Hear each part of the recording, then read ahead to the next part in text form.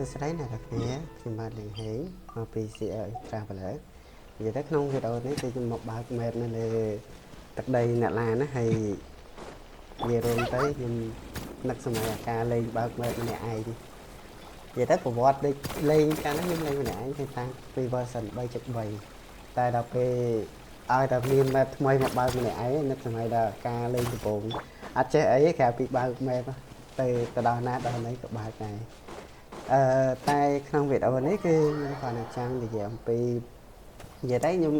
មកបើកភ្លាមចំណាអារម្មណ៍ដំបូងខ្ញុំភ្ញាក់ផ្អើលដែរតែដល់ពេលឃើញសាច់រឿងតាក់ទងនឹង volcano ដែលគេនិយាយនៅក្នុង trailer ឥឡូវវាដូចជាការពិតមែនព្រោះសាច់រឿងនេះតាក់ទងគ្នា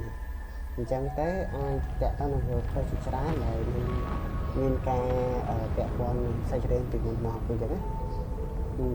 ហើយពេលដែលខ្ញុំមកដល់ដំបូងទៅខ្ញុំចាប់អារម្មណ៍តាក់ទងនឹងគេហៅថា interaction ទៅលើ volcano បន្ទុកក្នុងភ្លើងហ្នឹងគឺកើតឡើងតែអញមានពាក់ព័ន្ធទៅនឹងរឿងអីផ្សេងអញ្ចឹងទៀតដែលកើតឡើងនៅផ្នែកខាងក្រោយនៃរឿងហ្នឹងតែក្នុងវីដេអូនេះគឺខ្ញុំចង់សម្ដែងទៅលើថ្ងៃហ្នឹងថ្ងៃទី28អញ្ចឹង main event នៅក្នុង version 5.5 គឺតម្លាក់ថ្ងៃហ្នឹងហើយដូចជាខ្ទង់ម៉ោង9ខ្ញុំតាំងចាំជាធម្មតាម៉ោង9គឺនៅតម្លាក់ឯង main event ហើយ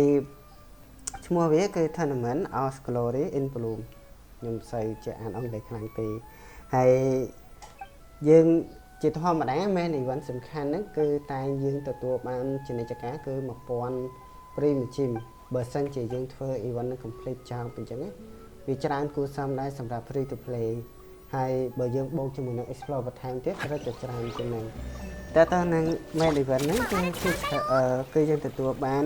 តួអង្គ free ដែលតួអង្គហ្នឹងគឺមកពីកោះអ្នកឡានដែរគឺ Oragon ហើយនិយាយថាខាងពីរបស់ខ្ញុំគឺអត់មានដែរណាបាន free ណា Oragon ក៏យកដែរនិយាយទៅឲ្យតែបានតួអង្គថ្មីទុក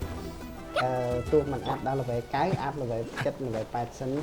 ទុកប្រើការនៅក្នុងដូច Vice Theater អញ្ចឹងណាអូខេហ្នឹងហើយពេលខ្ញុំមកដល់កោះនឹងថ្មីដំបូងភ្លាមខ្ញុំឆែកមើល map ហើយខ្ញុំឆែកមើល domain ថ្មីដែលតើតើនឹង artifact ថ្មីនៅកោះណាក់ឡានហ្នឹង map ហ្នឹង map ចុងក្រោយឯងប៉ុន្តែនៅមានការអានដល់ចំណុចខ្លះទៀតនៅក្នុង version ក្រោយទៀតអញ្ចឹងវីដេអូនេះមានប៉ុណ្្នឹងទេអរគុណច្រើនអ្នកនរគ្នាបាយបាយជួបគ្នាពេលក្រោយទៀត